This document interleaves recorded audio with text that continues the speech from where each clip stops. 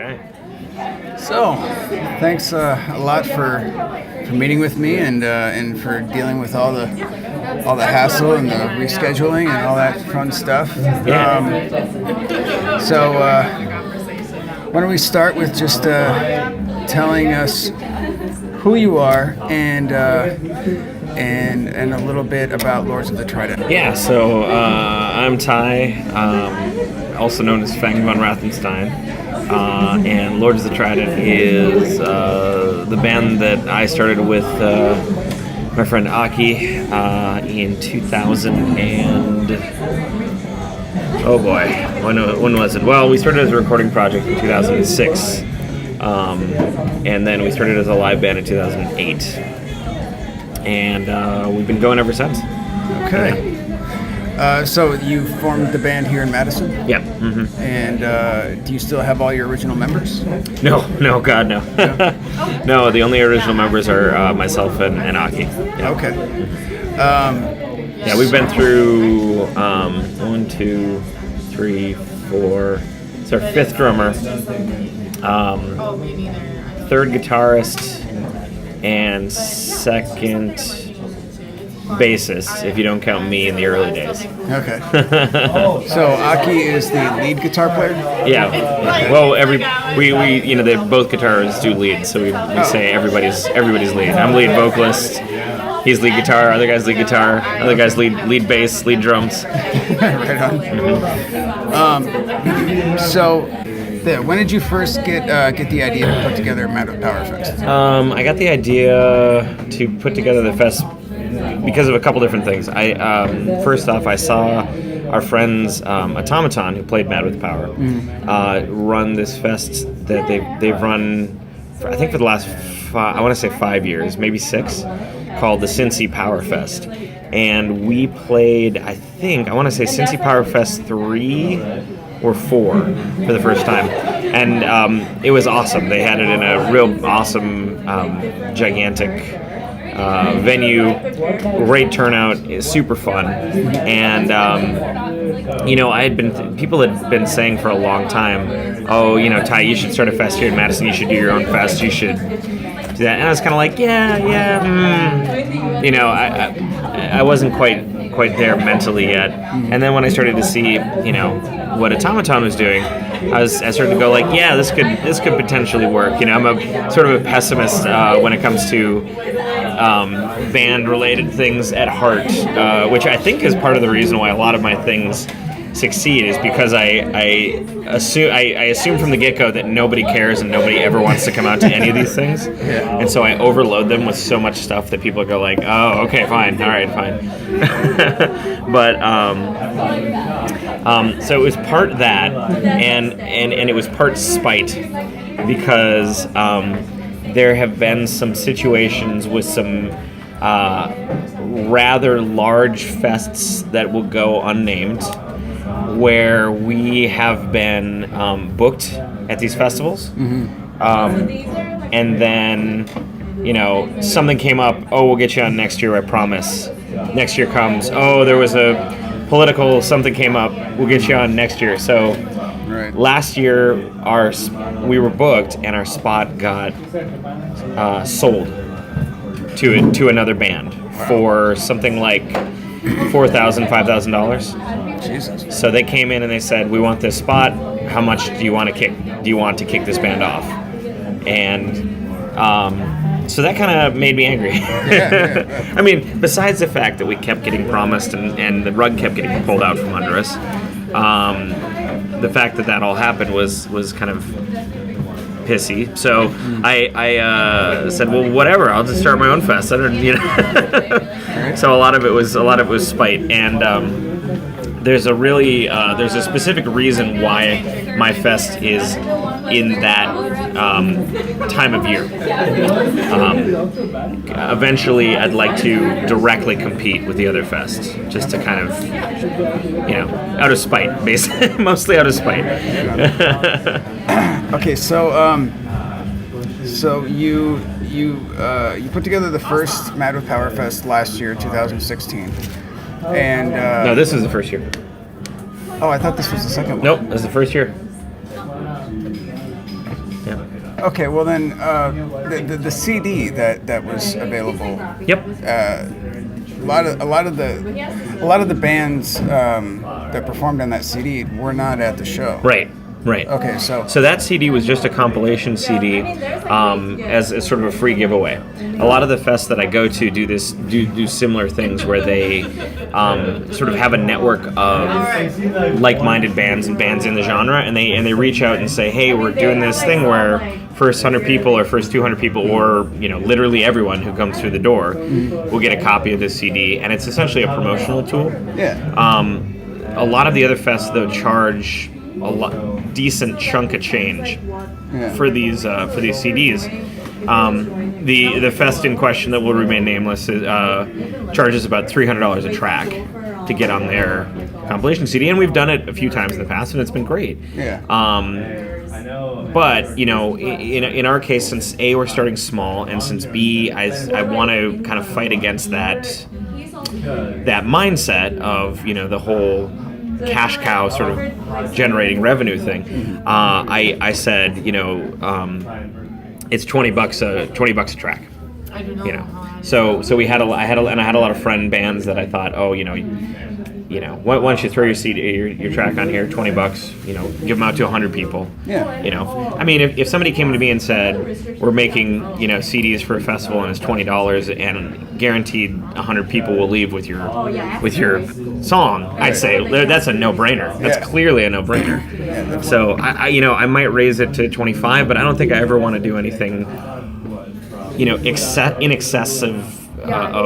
excessive cost of like what it costs to actually generate the CD. Right. Just because that's one of the things that I'm trying to sort of rally against, this whole pay to play sort of idea right now. Okay, so with this being then the first fest, how did you feel about the turnout? I loved it. I thought it was great.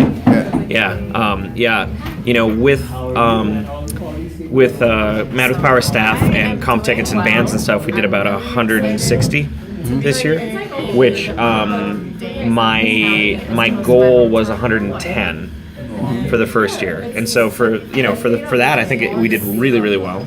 We hit our targets both in terms of people in the room and also financially, and we're going really, really strong into next year.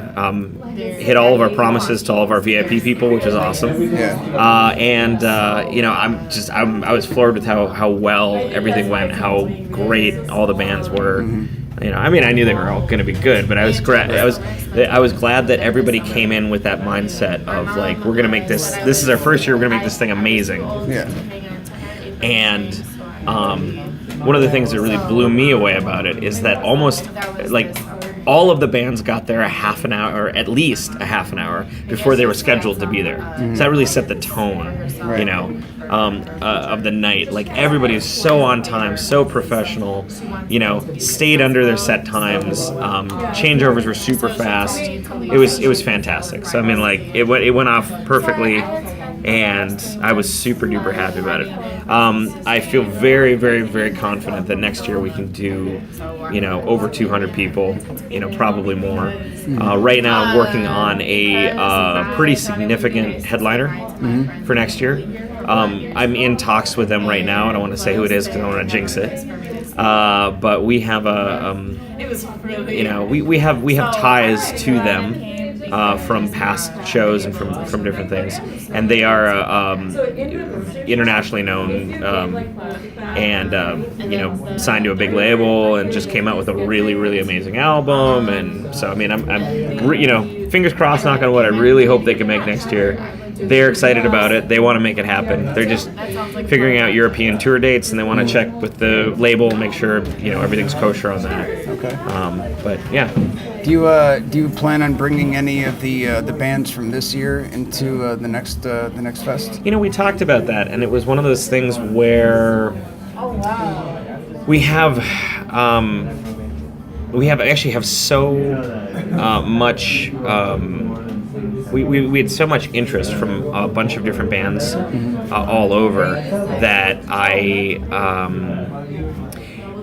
bringing back the exact same bands for next year would be kind of difficult from the perspective of other bands that want to play too.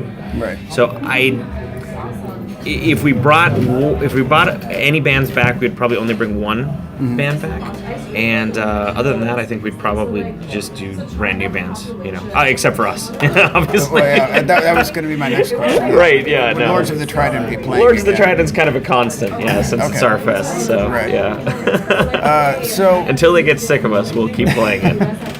And you were really happy with the venue and yeah.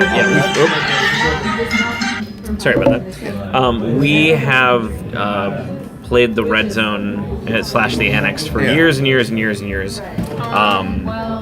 We've done almost every single one of our CD releases there, and we played that room a ton even before it changed management and switched hands. The new manager of the Red Zone really sort of believes in the live music scene, wants to make the club better for bands, wants to make better decisions in terms of bringing in good acts and figuring out what works for the room. Right. The last owner sort of saw the live music as an accessory to the place, and was just trying to break even. Whereas this guy, Rick, has really invested in the room. New lights, new moving lights, all that sort of stuff, which unfortunately broke during Mad with Power, so we were like bathed in one color for the whole night, which was whatever. Yeah. One of the things I would change, but hopefully it'll be fine next year. The red worked. Yeah. Well, but I have to be honest. I would like a little bit more. It did affect some of my photography. Oh yeah, I think it affected a lot of people's photography. Yeah. But so yes, I love the Red Zone, and the nice thing about working with Rick is that at this point, he's seen what I bring into the room, not only for Mad with Power, but just in general when I book things there, and he trusts me. So it's something where I can call him up and say, hey, I need this date, and there's not a lot of questions of, what are you bringing in? Are you sure it's going to work? He just sort of, it's a date. You got it. Boom, done, easy. So, excellent. Yeah. So you are definitely hoping to have next year's fest there. I'd like to keep it at the Red Zone until we outgrow the room. Okay. And I think the capacity, the fire code capacity is like 350, 400 maybe. Mm-hmm. I've seen shows there with 500-600 probably. Mm-hmm. So we'll see how. Hopefully we can get to a point where we're pushing that fire capacity. I think that'd be great. And then maybe think about moving it to something like maybe the High Noon or the Majestic, or someplace with a little bit more amenities for larger acts. Once we get to that point where we're thinking about bringing in larger acts, and we get a lot of people coming in year to year to year. So whose idea was it to have all the video games? Oh, that was mine. That was your idea? Yeah. What inspired that exactly? I love arcade games. I grew up in the arcade, and they've just been a passion of mine for a long time. I've got a basement arcade at my house that I've put together, and it was one of those things where I was thinking, like, what can I do with this festival to make it different from like another festival? So like, what can I do here to say? I feel great. What can I do to say this is different from, say, Legions of Metal in Chicago or Cincy Power Fest? What sets us apart? And I'd say, like just bringing in those different elements, the arcade games, the different ambiance, that kind of stuff. That's sort of the impetus behind that. Okay. Yeah. So what plans do you have with Lords of the Trident in the area coming up soon? I understand you have a show at was it the Frequency? We have a show at the Crystal Corner. On October 10th. Or sorry, it's October 7th. We played Minneapolis last night, so I'm still kind of like loopy from. Got in at like 5 a.m. October 10th. October 7th. at the Crystal Corner. Okay. We are playing.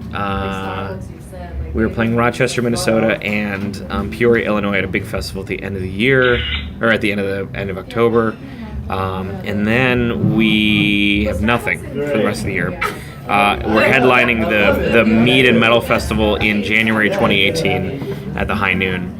And that's about all we've got. We've kept our schedule mostly open because right now we're working on a new album. Oh, okay. Yeah. And how's that going? Great. We've got all the songs written. We've been performing quite a few of the songs live. Mm-hmm. And so basically at this point all we have to do is just sit down and write the damn thing, or record the damn thing. Mm-hmm. We've been in talks with producers, including the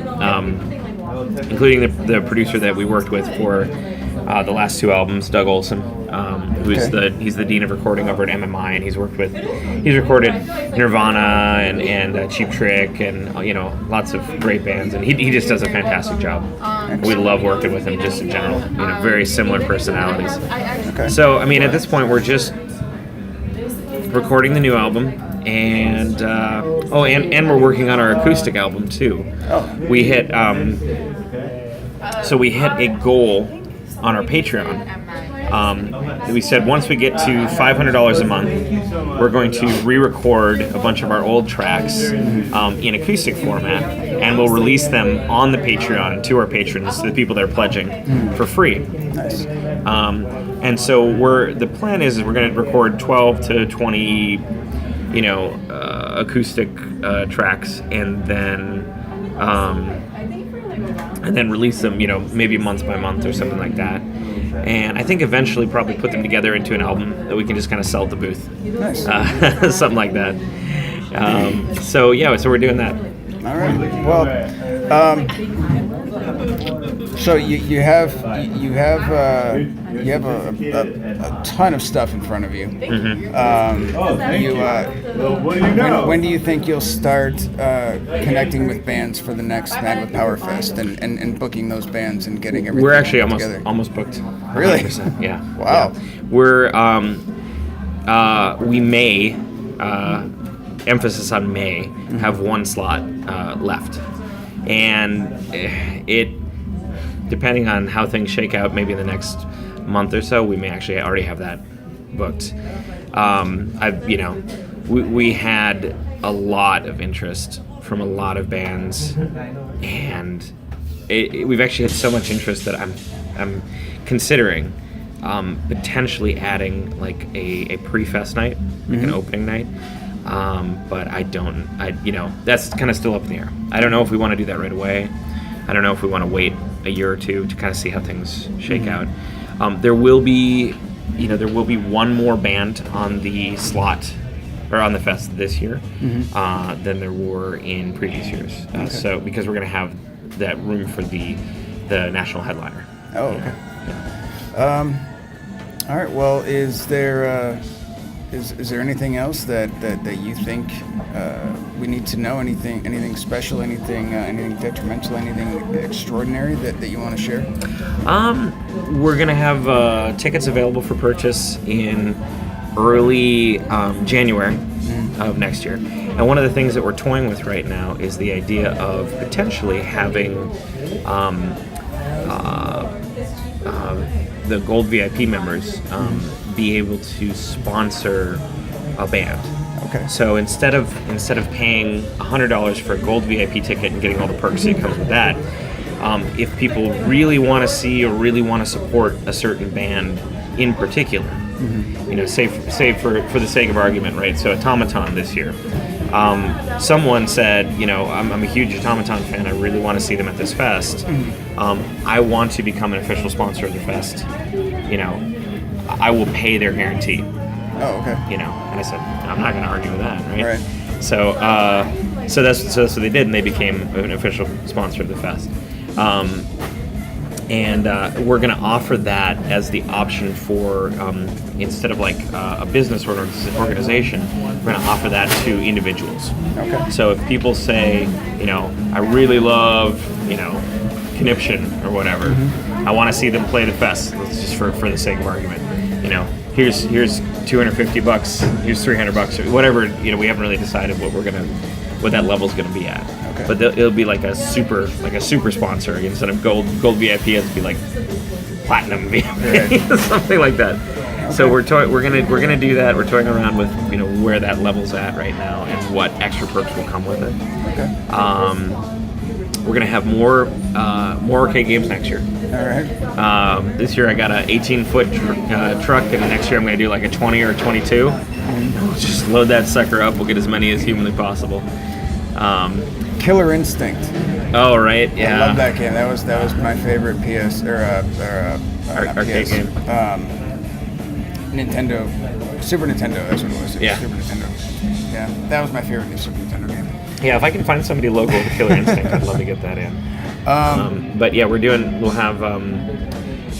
We've announced a number of bands for next year already. Mega Colossus from North Carolina is coming. Zephaniah from Fort Wayne, Indiana is coming. We're going to be playing, and I'm forgetting one.